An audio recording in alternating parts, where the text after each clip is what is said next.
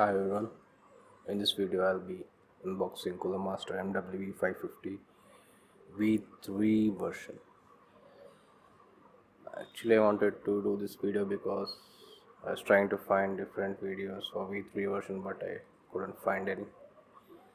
So hopefully this will help some of you who is gonna buy this version in the future. Other than the unboxing, I'll be also discussing about why did I upgrade my PSU and also comparing it with my older PSU. Let's begin with the unboxing.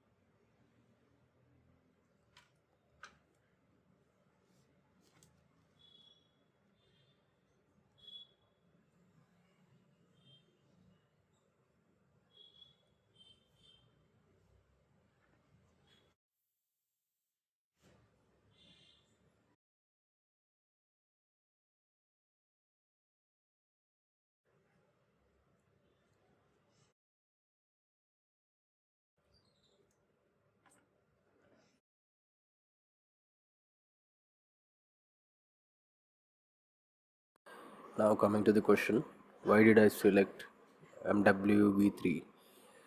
Initially I was looking for PSU in the range around 5k INR and 80 plus bronze PSUs. So in my list I had shortlisted Corsair CX 650, MSI Max 650 and Cooler Master MWE 650 V2.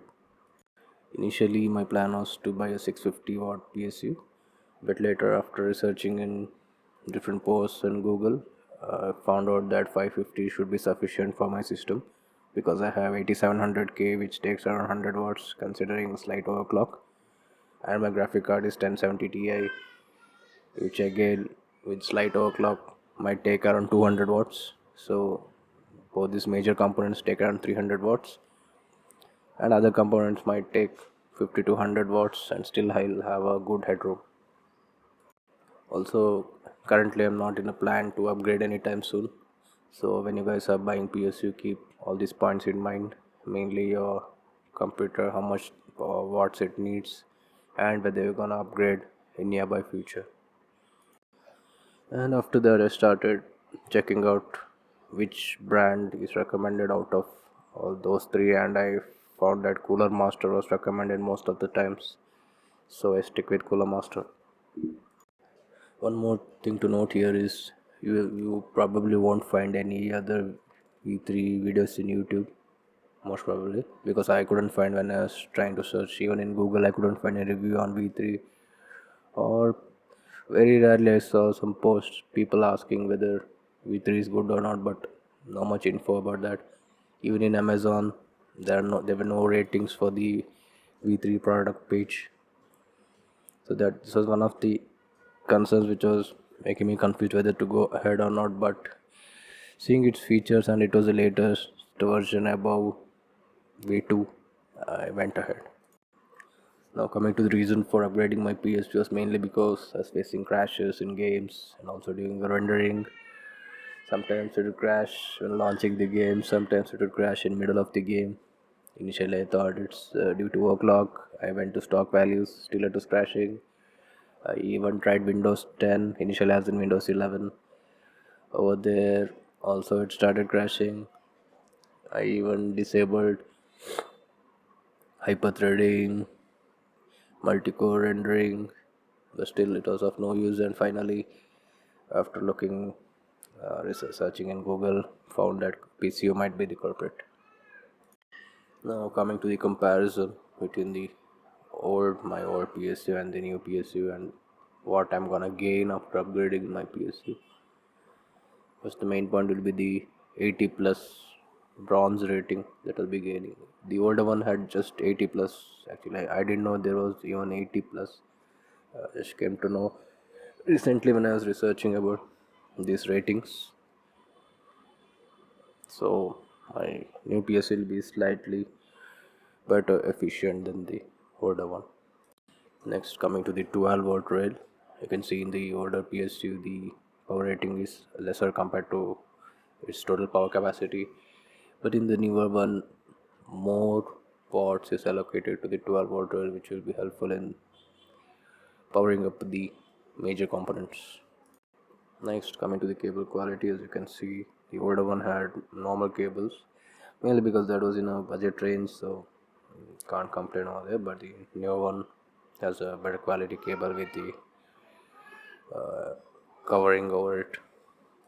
Other than that, the new PSU comes with the latest 8X version 3.1.